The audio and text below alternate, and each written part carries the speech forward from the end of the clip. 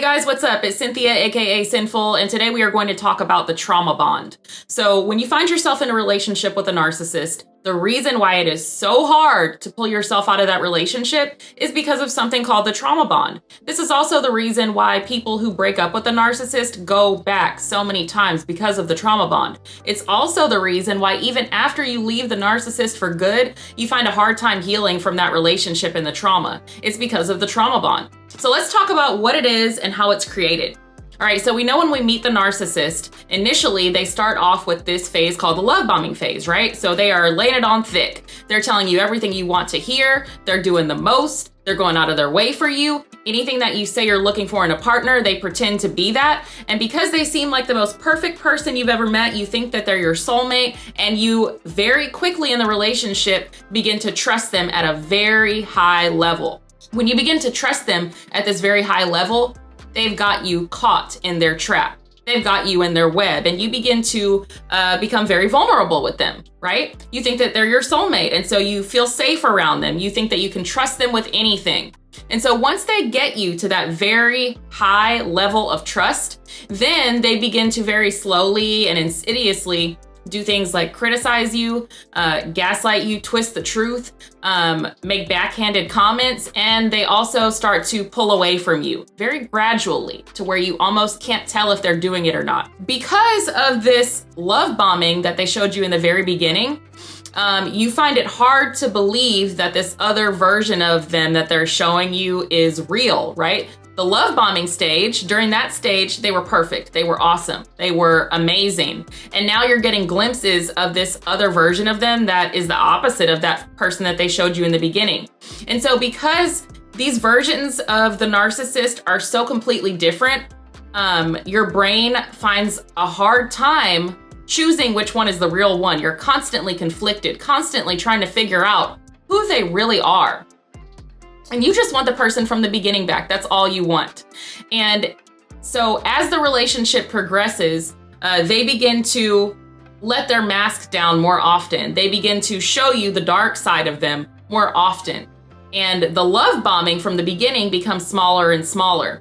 And so in between these manipulative and abusive episodes, the narcissist will throw in little tiny glimpses of the person from the beginning. And when they throw in these tiny little glimpses of the person from the beginning, and they're giving you these breadcrumbs of the person from the beginning that you want, then it gives you this false hope that that person from the beginning is still in there somewhere, even though that person never existed. And so because you so desperately want that person back from the beginning that they showed you, that you thought they were your soulmate, you kind of start to walk on eggshells around the narcissist, right?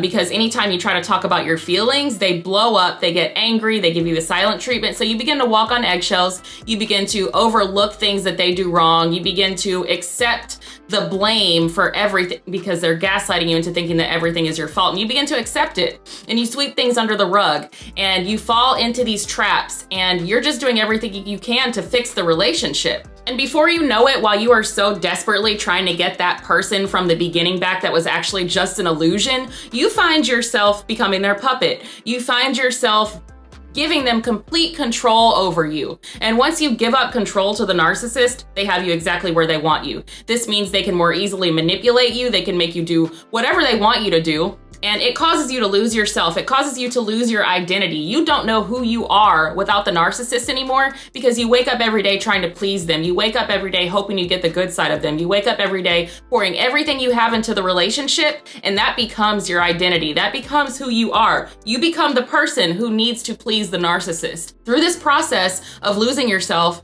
and losing your identity, you don't trust yourself anymore. You've lost the ability to trust your gut. You've lost the ability to trust your intuition. You don't know how to trust your memories. You don't trust your thoughts. You don't trust your feelings. And because of this distrust within yourself and this isolation from yourself, you begin to rely on the narcissist to tell you what's real. You begin to rely on the narcissist to tell you what happens and how you feel and what you should think. And the problem with that is that the narcissist is feeding you all lies. So you are actually living in this false reality with the narcissist, this land of lies. And before you know it, you are trapped in this very toxic cycle where you go through very abusive episodes. They put you through so many crazy events and so many abusive events, and you get caught in this hot and cold cycle.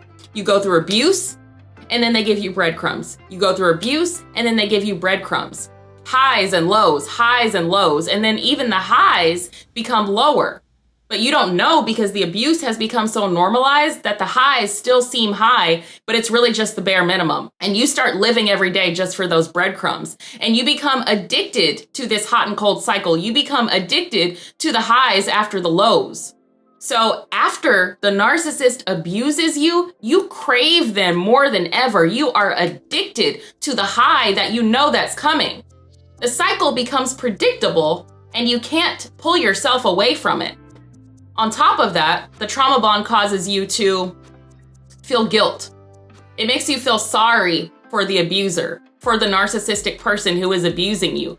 Because typically, a narcissist tells you some type of sob story or some type of trauma that they had from childhood, or how people always mistreat them, or how people are never there for them. And because of this, you have this internalized guilt.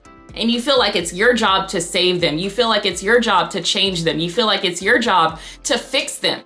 And so because you feel bad for them and you feel sorry for them deep down inside, you start to rationalize the abuse. You start to defend their behaviors, and you end up lying to yourself about the abuse. You end up lying to yourself about how toxic the relationship is. And even though you can feel somewhere in you that things aren't right, your gut is trying so hard, it's screaming so loud to try to tell you that this is not good, this is unhealthy. It's hard for you to see it because you're stuck in this hot and cold cycle. And when you're stuck in this cycle, it's so hard to break out of it. You're caught in this fog and you don't know what's real anymore. And all you want are the highs after the lows. You don't know who you are anymore. You spend your days becoming the narcissist's puppet, and it seems impossible to live without them. Even if you talk to people about what's going on and they tell you that it's not right, even if someone tries to tell you that you're in an abusive relationship, you don't believe it. You keep lying to yourself over and over because of the trauma bond, because you crave those highs, because you are addicted to the narcissist, and you are obsessed with the thought of the illusion that they created of who they were in the beginning. They keep giving you false hope, and it keeps confusing your brain, and it keeps making you go back to this person who is continuously abusing you. Trauma bonds are hard to break, but they are possible to break.